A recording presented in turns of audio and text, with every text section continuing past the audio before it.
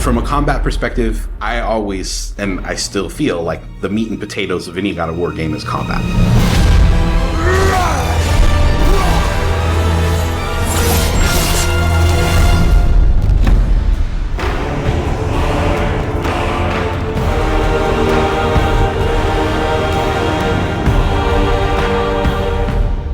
My name is Roberto Clemente, and all my friends call me Bert.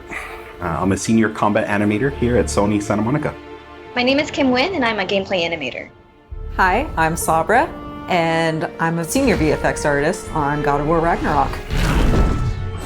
My name is Grace Pan, and I'm a gameplay animator in God of War Ragnarok. Hi, I'm Stephen O'Hara, GBA, combat designer on God of War. And I create interesting and memorable creatures that players like to attack and defend against. As an animator, you gave life to characters. You make them move, you gave them personalities, you gave them weight.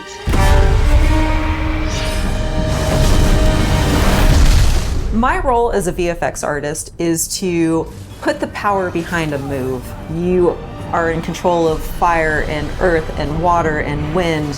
Whether you are throwing your axe or on the receiving end of an enemy spell, VFX is what really gives the movement and the danger to every move that a character or enemy makes.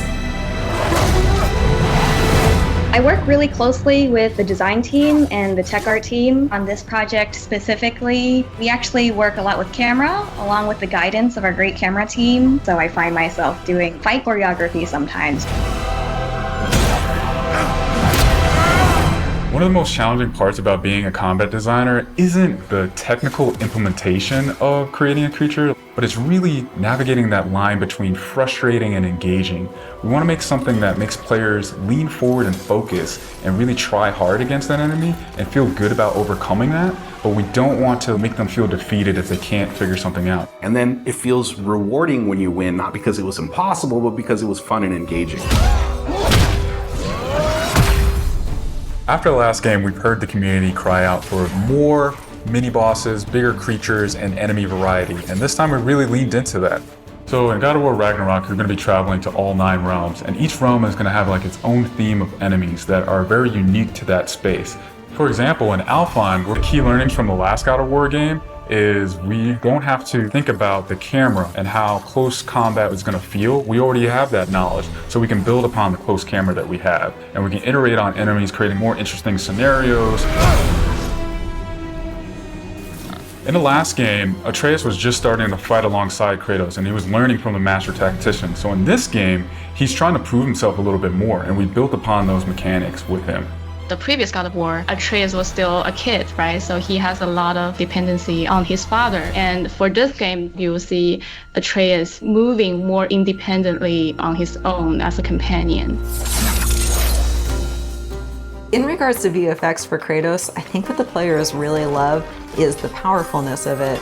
When you are playing as Kratos, you really do feel like the God of War. And moving into Ragnarok, we want to really make something bigger, make it stronger, make it more of a spectacle. You want them to be like, oh my gosh, I didn't know that the Blades of Chaos could get even better, but look at that. So as Kratos gets more powerful, he's going to have access to newer combos and newer abilities that will increase the combat depth of each weapon. For the Blades, one of the moves that I've really enjoyed from previous God of Wars is the combat grapple, and we're going to be bringing that with a new twist. I'm very excited for players to try the blade grapple traversal moves. That brings so much more speed into the movement and the dynamic feel to it. One of the ways we've expanded Kratos combat this time around is we've given more utility and choice to the shield loadout. If you are a parry person, you could really go for a shield that gears towards parrying.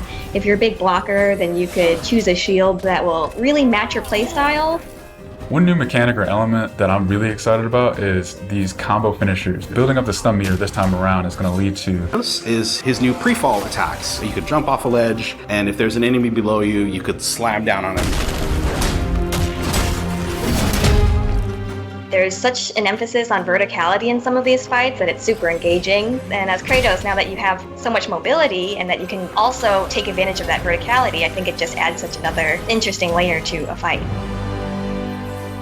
In God of War Ragnarok, we've enhanced the Kratos and Atreus duo. He's going to initiate a little bit more and be aggressive. He's going to fight alongside you and sometimes even surprise you with his combo abilities too.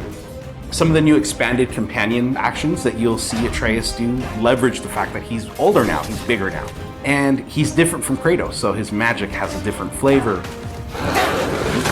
Not only that they fight side by side together, there are also a lot of mini games and player interaction moments. For example, like the puzzle systems and the set pieces. You definitely will see a lot more collaborations between father and son.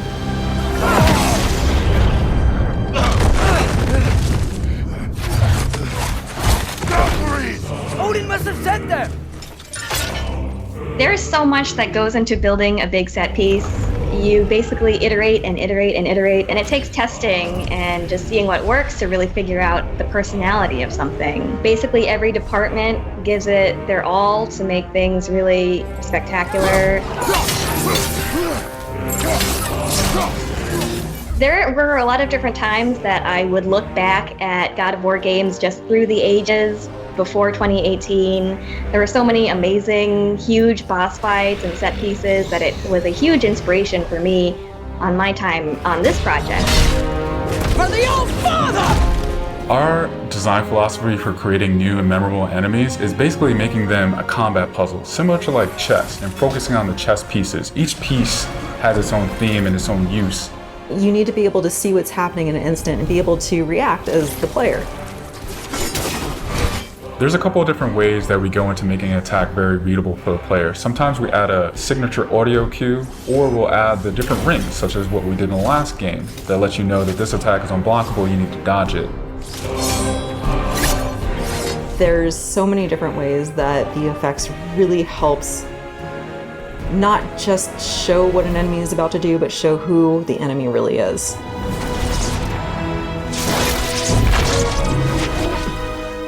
Everything you design has to be surrounding the essence of the character and a story. It's what makes it believable and memorable in the first place. I think what I'm most excited about is for players to experience the diversity of enemies that this game has to offer. You will be fighting everything from small little creatures to things that will take up the entire screen. All of their designs run the gamut. I think each one looks so much different from the next one, and each of them have their own play styles and their own little fantasies that go into it. And so I think if you are really into Norse mythology, you'll be very interested to see how Sony Santa Monica has taken some of these creatures and interpreted them for God of War.